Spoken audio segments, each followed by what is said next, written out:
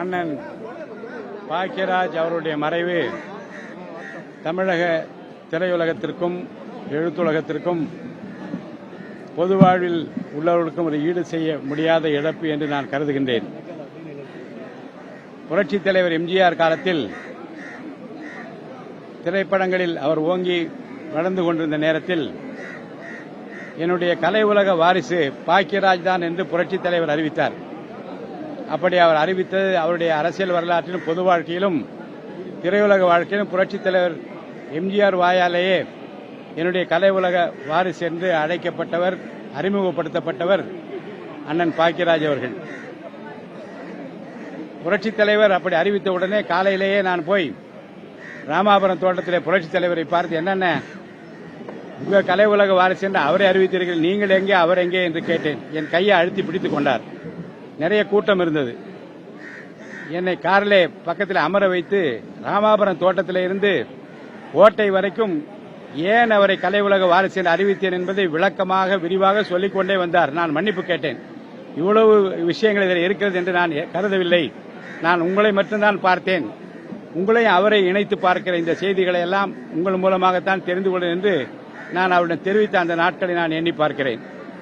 பின்னாளில் புரட்சித் தலைவருடைய மறைவுக்கு பிறகு அன்னை ஜானகி அம்மா அனைத்து இந்திய அண்ணா திராவிட முன்னேற்ற கழகத்தை நடத்திய போது அவரை எவ்வளவு உறுதுணையாக இருந்தார் என்பதையும், ஆட்சிக்கு வருவார்களா வரமாட்டார் என்பதை பற்றியெல்லாம் கவலை, விசுவாசத்துக்காக புரட்சித் தலைவர் கொண்டிருந்த அன்புக்காக அவர் அன்றைக்கு அவரோடு நின்றதையும் நான் நினைத்து பார்க்கிறேன்.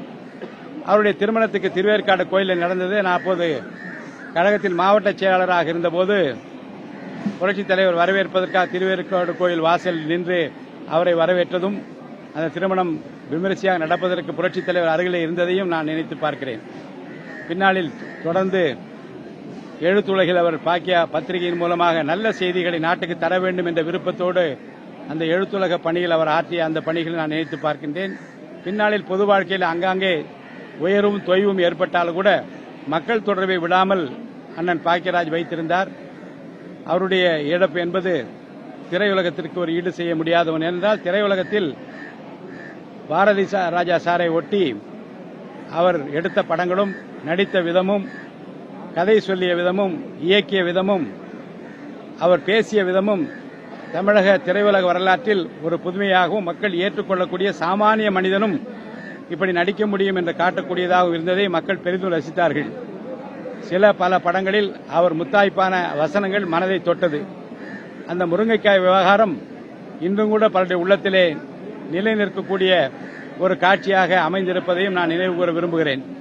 பாக்கியராஜ் சார் அன்பானவர், தமிழ்நாட்டில் நல்லது நடக்க வேண்டும் என்று விரும்பிய ஒரு அண்ணன்.